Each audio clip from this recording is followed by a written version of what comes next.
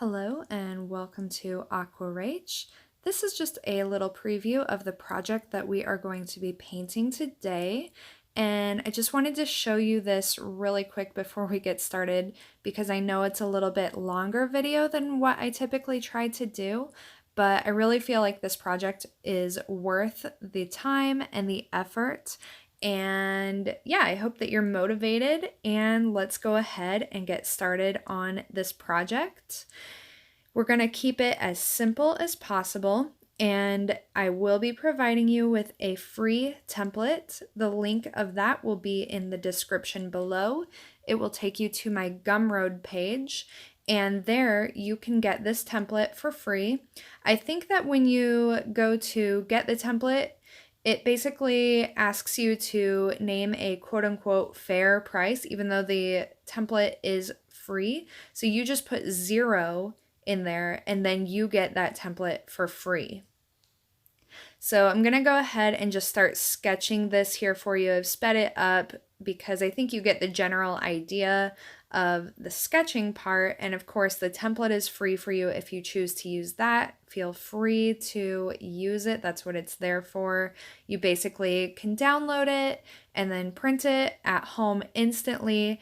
And then you can use that to trace it onto your watercolor paper, either with a light box or transfer paper, which is what I use. Or if you don't have any of those things, another thing that you can do that I've forgotten to mention several times is that you can actually use your window as a light box. So as long as there's daylight outside, you can actually just tape everything onto your window and trace it from there. So you would put the template on your window first, tape it into place, and then you would put your watercolor paper on top of that, tape it into place, and you'll be able to see the lines of the template through your watercolor paper, even if you're using pretty thick watercolor paper. So I use 140-pound watercolor paper. I think that's the most common, and you definitely can see lines through it if you just have light on the other side of it. So that's just a quick tip if you don't have a light box or transfer paper. I'm a big advocate for transfer paper, which is also called carbon paper, because it's very inexpensive.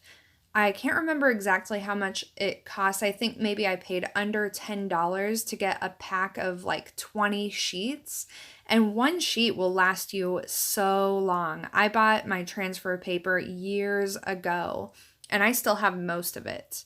And really the only reason that I've gone without a few sheets is because I've either given some away when I've taught classes in person, or I've ripped it up or just kind of lost it.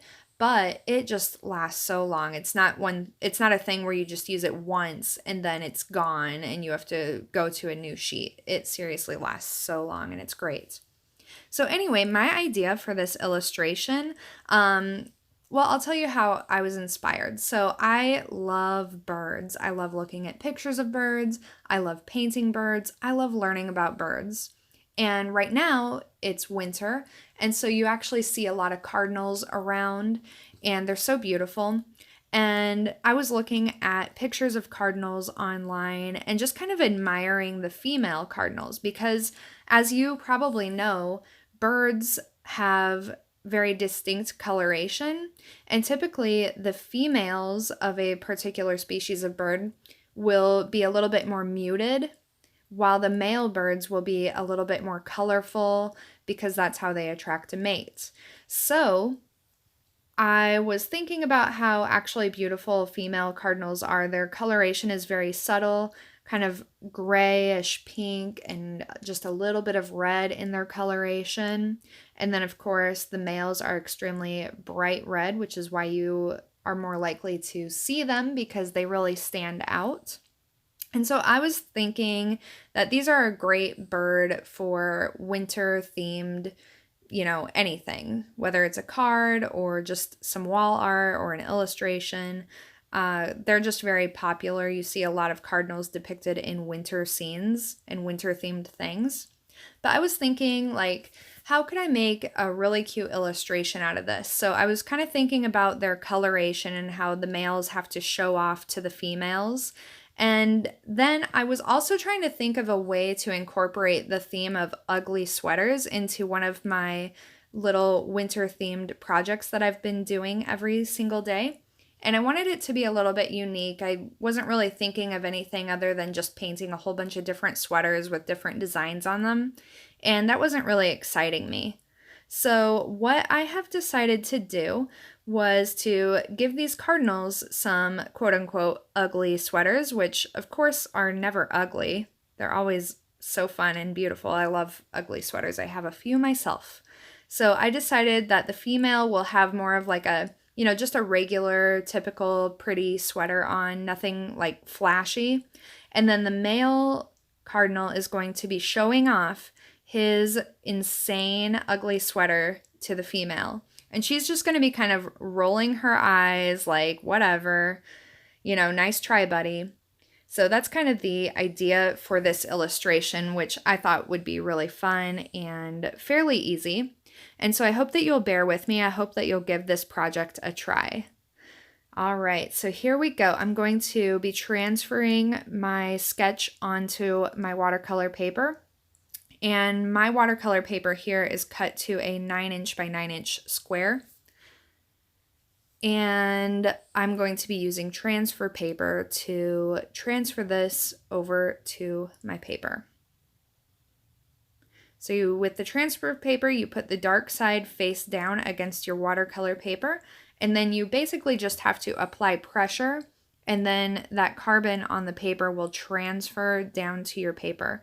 And you want to experiment, if you're new to carbon paper, kind of experiment with how much pressure you need, because a newer sheet of carbon paper that hasn't been used much before, you're going to get a very dark line very easily. So you may not need to use much pressure at all.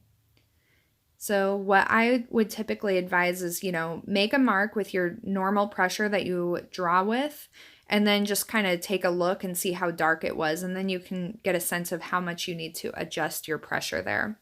And also just kind of continuously flip up your paper, and I tape my paper into place so that when I flip it up to kind of look and see what's going on underneath, I won't lose the placement, so I don't have to constantly readjust where it is.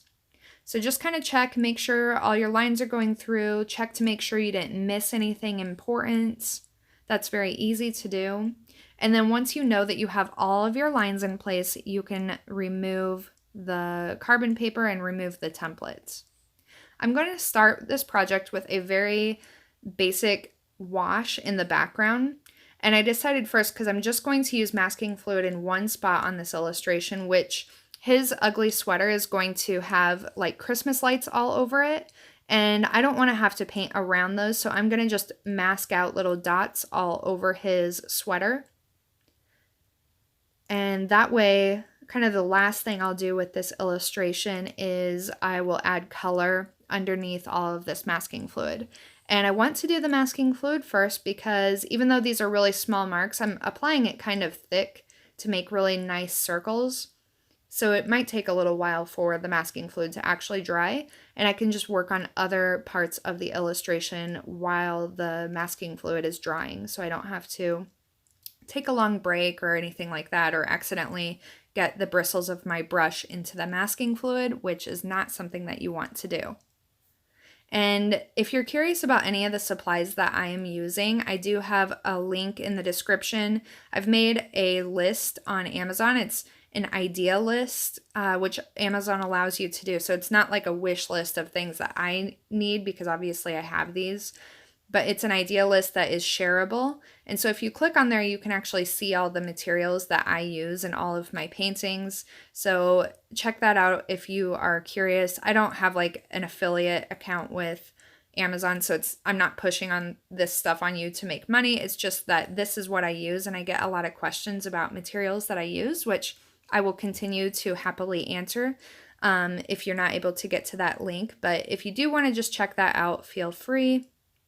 All right, so washes can be a little bit tricky. They're deceptively simple, I think. So I decided to use this blue here. It's kind of, well, it's a Daniel Smith color. I think it's lunar blue, so kind of a moon blue. And it's very subdued. It's not very dark at all. And so when I do a wash, basically you could do one of two things. You could mask out the birds so that you don't have to even worry about painting on them and you can be really free with your wash. So that's definitely something you could do. But what I'm doing is I'm just kind of avoiding the birds. So I think of it more as like negative painting, where I'm keeping the edge of the bristles of my brush kind of harder up against the areas that I want to keep white, but then I can be a little bit more carefree once I have those areas kind of locked in. So the background I want to keep very simple. I toyed with the idea of just keeping the background white, but I felt like I wanted something to contrast all the reds. I wanted some cool colors in here. So I think that you could either just keep the background white if you don't feel like dealing with the wash, or, you know, just keep it very, very basic. So I'm not worried about painting in any kind of actual background in here. I just wanted it to be kind of a nice, cool color. And, you know, whether it's just, you know, I don't know. I wasn't really thinking about what the background is, to be quite honest. I just wanted a little bit of color and texture back there, and I wanted it to be very light. And now I am mixing up a brown that I will begin to paint the female bird with. So I used yellow and red, and then I added in a little bit of blue to kind of neutralize that and make more of a brown. And I want to keep this very light. I don't want it to be very dark at all. And this is just kind of a first layer, on top of which we'll do some glazing and some dry brush technique to give her a little bit more texture and interest. So right now all we need to do is kind of keep this very light and watery, and I'm just going to basically go over her. So the only part of her that is covered by the sweater is just kind of the breast area, and then all the rest is going to be like her wing, her tail, her head. I kind of debated on how I would even draw these sweaters, and I was asking my teenage daughter what she thought, and she had no helpful opinion for me, but I was wondering, like, it's a sweater, so is it going to be long sleeves? Should it be on top of the wings? Or is it going to be more like a sweater vest so that their wings are free? And ultimately I decided to go with sweater vests. Thought that was good enough. That's all my dogs have in the winter. They don't have sleeves, so birds probably don't want sleeves. They probably want their wings to be exposed. Okay, so for that wing, let's just take a step back here and talk about that. I started with that neutral brown color, and then while it was still wet, I went ahead and dropped in some permanent rose to the bottom half of the wing because I want a really nice soft merger between the red and the brown. I don't want a hard edge there. And then I'm going to do the same thing on the tail here. So I've dropped in my browns, and while everything is still wet, I'll just kind of add in some accents of this permanent rose. And I would say, you know, don't try to control this too much. Just drop in the color and let it merge as it will, and then let it dry, because as I said before, this is kind of just a foundation for what we're going to be doing to give the bird a little bit more texture and vibrance.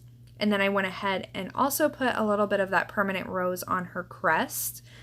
Now, the brown up there is a little bit more dry, but, you know, we only need a very small amount of red. So I just dropped in a little bit to the crest. And now I'm going to use that brown again on her belly. The only difference here is that I added a little bit more yellow, and I also added more water so that this will be a little bit lighter here.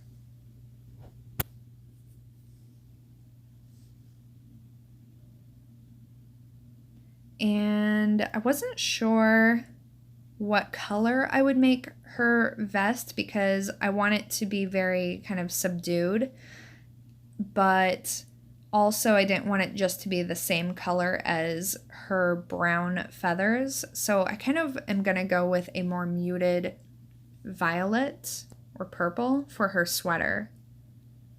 And I decided to go ahead, I didn't put these berries here in the template, but for the template I make for you, I will draw those in. I decided just to go ahead and add those. And I'm just using the permanent rose, and I'm just going over that wash. These berries don't need to be super bright or vibrant, and also that light, or that wash is very light. So it's pretty easy just to add a few simple things on top of it that are a little bit more colorful. So just go ahead and throw those in while I'm waiting for the female bird to dry a little bit. And I do want all of her feather areas to dry before I paint her sweater because I don't really want any color merging between her feathers and the sweater. I want actually a pretty hard edge between those things. So as long as all the paint is dry and there isn't any wet spots, then I should be able to achieve that pretty easily. So I'm going to add more permanent rose, add a little bit of my blue. This is my ultramarine blue and I'm almost out of it. And you probably, well, you might notice, you may not, notice that my palette, there's a lot of empty wells because I'm actually trying to use up all these paints because I find that I always have every single color that I own on my palette all the time, but I rarely am using all of those. In fact, I'm a big advocate for using a really limited palette. It just helps you to make decisions a little bit more easily and it helps you to learn about color mixing. So I'm trying to get a lot of colors used up so that when I do demonstrations and tutorials in the future, I can really show you which colors I am using and you won't, be looking all over my palette trying to figure out which of all these, many colors I'm using. So I'm going to be a little bit more specific about that in the future. So for this, I used my permanent rose, my ultramarine blue, and then I just borrowed some of that brown color just to kind of neutralize the violet a little bit so it's a little bit more muted. And that's what I used to paint her sweater. And now I'm starting to do just a little bit of dry brushing around her eyes to kind of start working on bringing out a little bit more contrast and texture. So anytime that I'm doing dry brush, basically I'm picking up a little bit of pigment into my brush, but there's going to be very little water in this mix. So either I'm going to have to dab my brush onto my paper towel if there's too much water in the mix, or like right now, a lot of the water has just kind of naturally been used up as I've painted. So I have relatively dry bristles and the mix also doesn't have much water in it, which allows you to do a little bit more dry brushing. And dry brushing is really great because you can start building up a sense of texture. All right, so I'm just mixing up a very simple orange, yellow, and red. I'll do her beak and then I'll go ahead and paint the male bird's beak as well, since that is just kind of ready to go and it's just a very small area.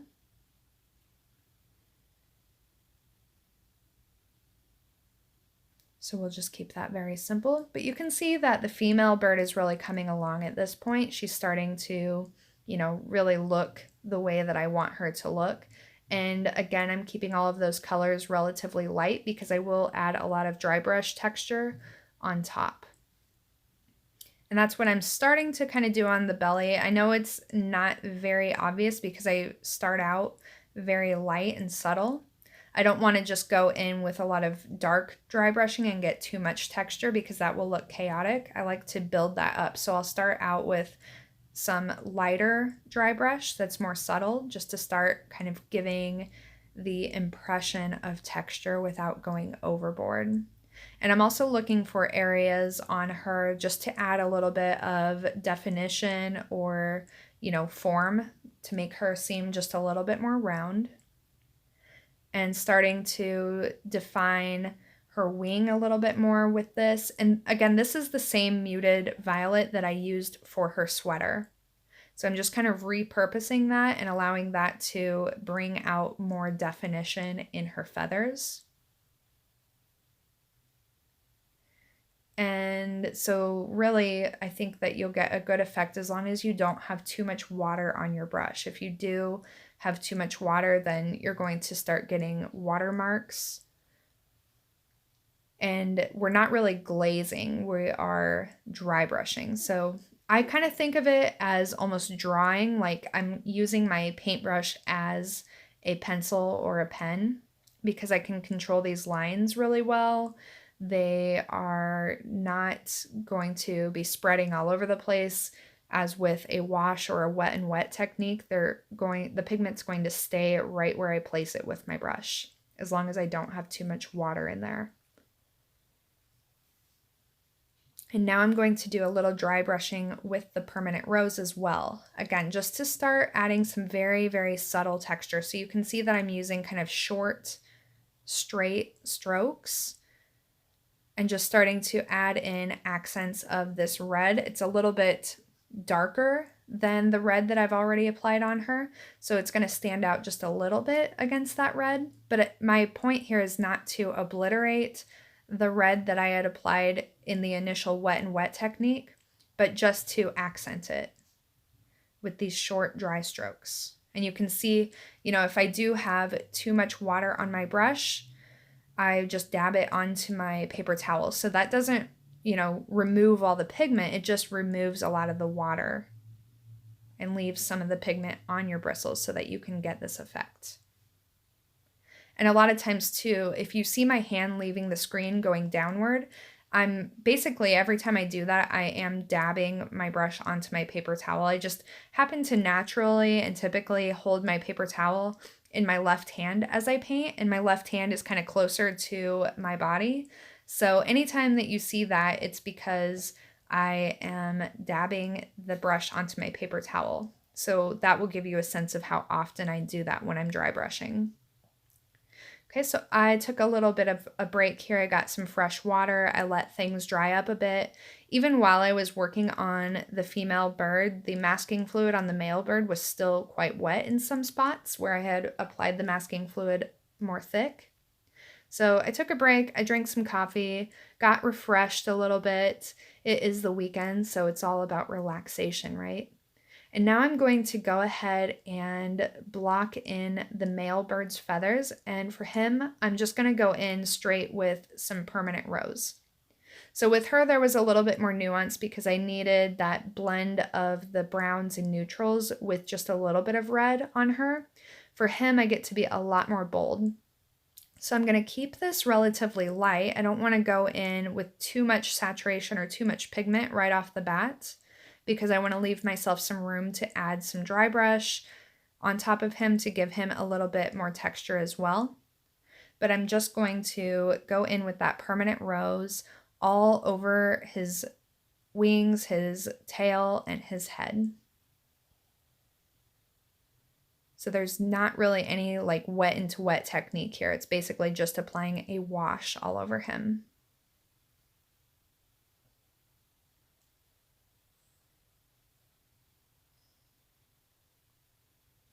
And two, if you have a limited workspace like I do, it's really important to be mindful of where things are. So you see that I moved my water out of the way, and that's because as I was working on his head, I knew there would be a risk of my hand just kind of knocking over my water glass. And I know that because it's happened before. It's happened lots and lots of times. So, my advice to you is just to be mindful. If you happen to be like me and you just get really kind of engrossed in the process and you kind of lose awareness of your surroundings, and then you start knocking things over and making big mistakes. And so I kind of learned that way, kind of trial by fire, I guess. But if I can help anyone else to avoid those situations, that's my advice, is just to be a little bit mindful and move things around as you need to. Okay, so I've got him all blocked in, and I'm also adding some accents of this permanent rose onto the female with kind of that dry brush technique. I added just a little bit of red to her beak just to make it a little bit more nuanced and interesting looking. And now I am going to go in with this purple.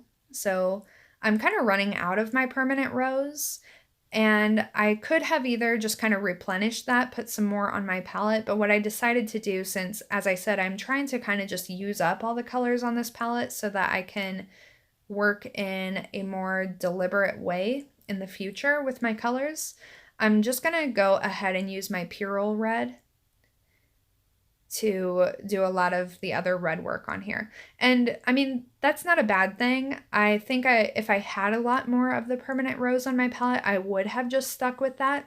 But I also think that switching over to a different red will add to the nuance and visual interest anyway, just because it's a slightly warmer red and it's also a very, very strong red.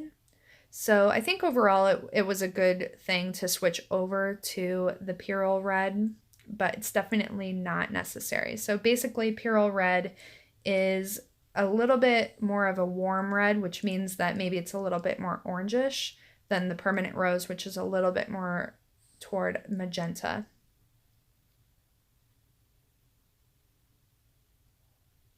All right, and now I'm using my Payne's Gray here, and I'm going to add that dark marcation around the eye of the male cardinal.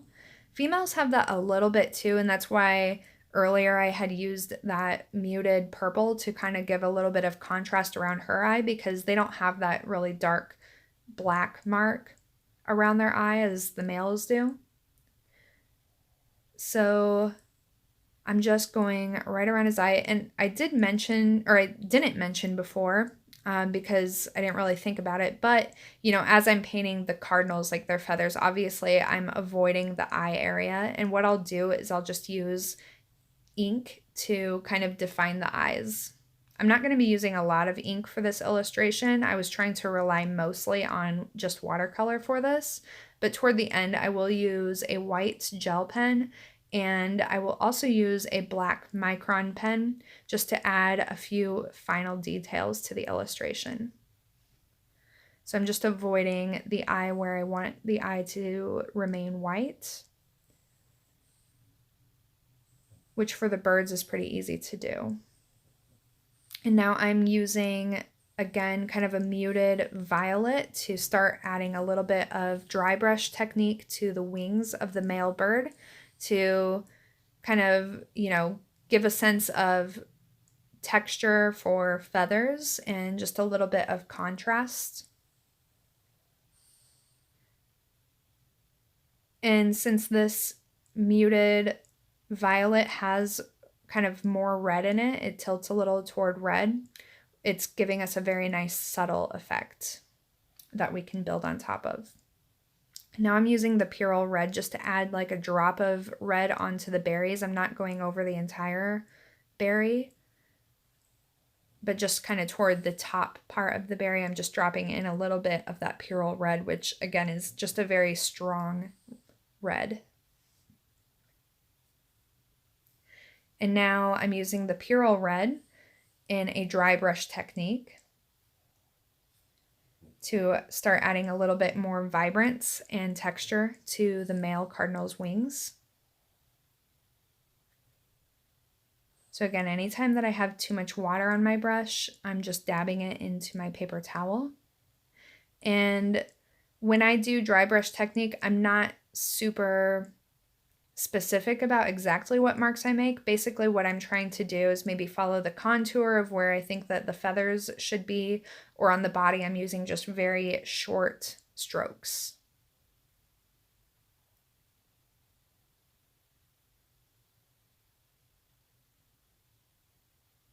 And I'm also not going to kind of apply this in a uniform way. So you can see, especially on the belly area of the male bird, I didn't apply any of this dry brush technique toward the bottom part of the belly, because in order to give kind of a sense of form and roundness, I want some parts of that belly to be a little bit, you know, darker or a different color than other parts that maybe are getting a little bit more light. And now I'm going back into the sweater with my green. This is, the green that I'm using for the sweater is like, I think it's called Emerald or Jade. It's Jade, I think. And it's by Daniel Smith. It's from their Primatech line, which I really like the Daniel Smith Primatech line, even though I don't use these colors very, very often, because they're really not primary colors, and I'm very used to just kind of mixing every color that I want from primary colors. But what I like about the Primatech line from Daniel Smith is that it's very granulating, and that means that the pigments are coarsely ground, and when the watercolor actually dries, you will see lots of speckles in the paint, so you get a really nice texture just right off the bat just from using these paints. But that is something I will probably address in another video once I'm finished with this winter art series, talking just a little bit about pigments and granulation and the different things that you might want to use them for. And really, it's just important to understand what different tubes of paint are going to do. And that's why it's important just to kind of experiment, so that, you know, if I wanted this sweater to be very, very uniform, I wouldn't have used that color because there's so much granulation in it when it dries. And I just had used a little bit more of that jade green to add a little bit of texture into that sweater with dry brush technique. And now I'm mixing up a little bit more of that neutral color. Has quite a bit more red in it than it did before. And I'm going to do the same thing on the female bird sweater. Just going to start adding in some texture to make it look a little bit soft and fuzzy. So just really short, quick strokes, kind of keeping all the strokes going in the same direction so it's not too chaotic. And you can see, you know, even though I transferred over the designs of these sweaters onto the watercolor paper, I've kind of lost those. I can still see them on the female sweater, but on the male bird sweater, I wanted that kind of tangled line of Christmas lights, and I've lost the line that I made to represent the cord for the lights. So when I get to that point, what I'll do is I'll just have my template back on screen and I'll just try to replicate it. But if you use your watercolor in a way where it's a little bit darker, it will become more opaque. It'll make it more difficult for you to see the lines that you transferred over onto your paper. All right, now I'm going to be doing some dry brushing onto the branch that the female bird is sitting on. So I'm going to, right now it's all been left white. And what I'm going to do is I'm using this really muted but dark purple in a dry brush technique, so there isn't much water on my brush. And I'm going to just kind of drag this along the branch so that I have a nice rough texture. And I'm going to allow a lot of the branch just to remain white for now.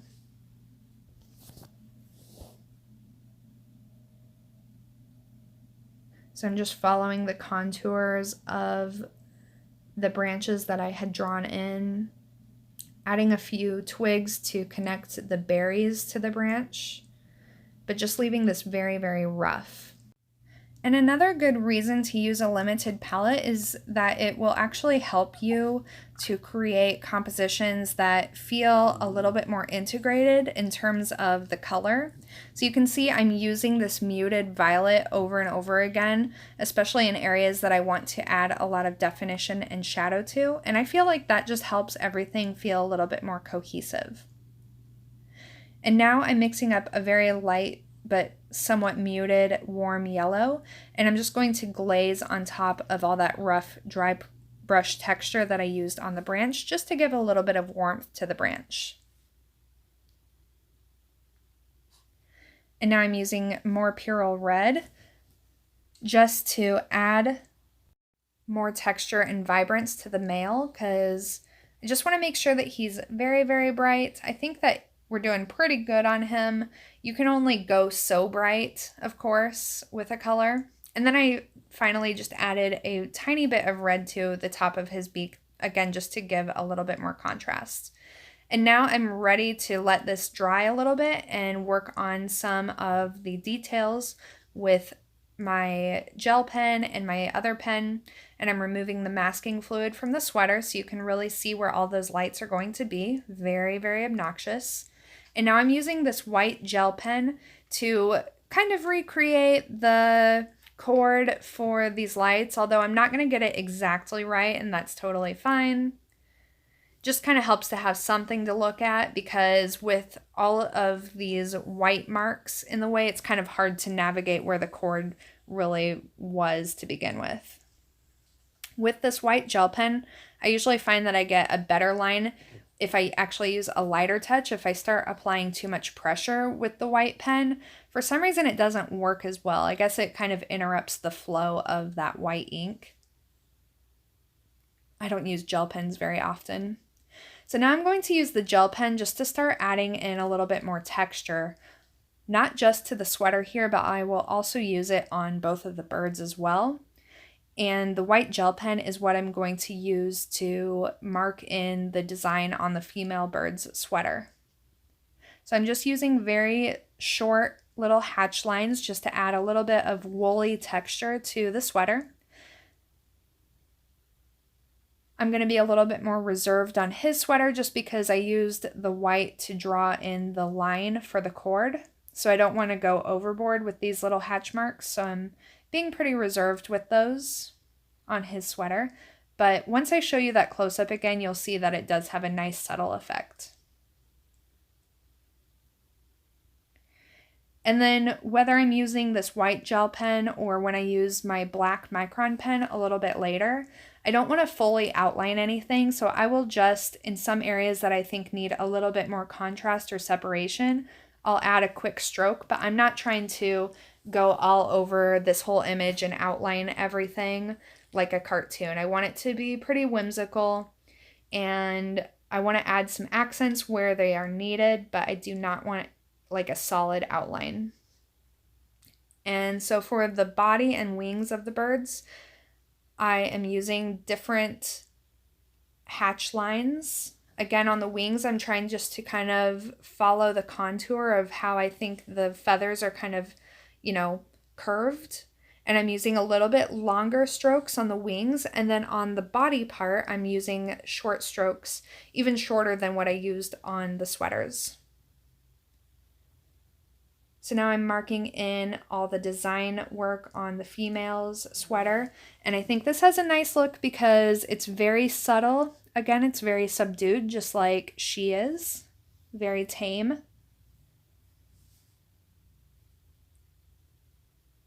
And then I'm also going to add small hatch marks all over her sweater just to give it a little bit more texture. And then same for her wing and her body. I'll use this white pen just to add a little bit of hatching where needed. And I kind of tried to use the white gel pen around the berries. It didn't show up very well, but that's okay. They're not really the focal point here. The first thing I'm going to do with my black micron pen is work on the eyes. And remember, I want her to kind of be rolling her eyes. She's acting like she's totally not impressed. Gave her some little eyelashes on her eye, so that it's obviously a female, I guess. And then he's kind of like looking at her, like seeing if she's even paying attention to him. And since these are just fun illustrations, I gave him just a little bit of a nervous smile on his little beak. And then her, I just kind of gave her a straight mouth because, of course, she's acting totally unimpressed. Who knows? Maybe she is, maybe she isn't. And then I'm using this just to, again, give a little bit of accent and contrast where needed, but I don't want to go over the entire thing with a black outline. And then same here on these branches. I'm not going to outline the branches. I'm kind of just using the black ink to accentuate the darker side of the branch where it's a little bit more shadowy anyway. And now that I have all of that done, I can finally go in and add color to the little lights on his ugly sweater. The trick here is that, of course, I want these to be really bright and vibrant, but I don't want so much pigment that it makes these too dark and then there won't be enough contrast between them and the sweater. So I want them to be really vibrant, but not too pigmented, I guess is what I'm trying to say. So I'm going to start with just red, keeping it very simple. And I'll basically just kind of keep this to simple colors. So I'll use red, then I'm going to mix up an orange next, adding some yellow to the red. And I'll put that around. And then I'll do yellow and I believe blue as well.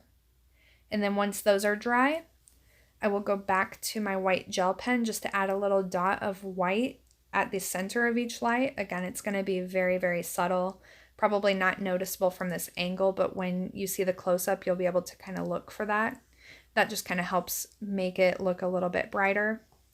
And then on these lights that are blue, they're kind of too close in color to the sweater, so I used the white gel pen just to add a little bit of outline just around the blue lights, just to help them stand out a little bit more.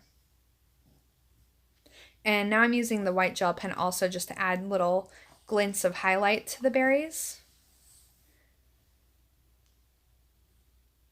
And I want to make sure before I do any pen work around those lights, I have to make sure that those are completely dry. So that's why I'm not going right in there at this moment. I'm going to make sure that those are really dry because I won't be able to mark on them with pen if they are still wet or even damp. So I'm going to get everything all cleaned up as I always do. And I'm just feeling to make sure that those are dry, and they are. So now this is very subtle, of course, but I think every little detail is worth it, even if it's not, super obvious. It doesn't stand out a lot, but I'm just adding a little bit of white to the center of each light to brighten them up a little bit.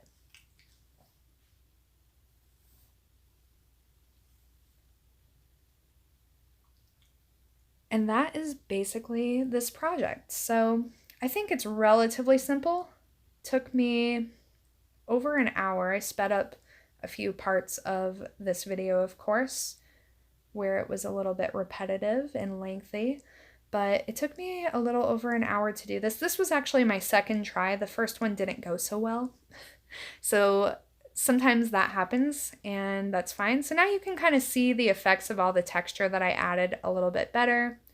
And I really think that this is a worthwhile project. I think it's super cute and fun. Probably hang this on my wall, keep it for next Christmas too. And I hope that you enjoyed this and that you are having a great day. Thank you.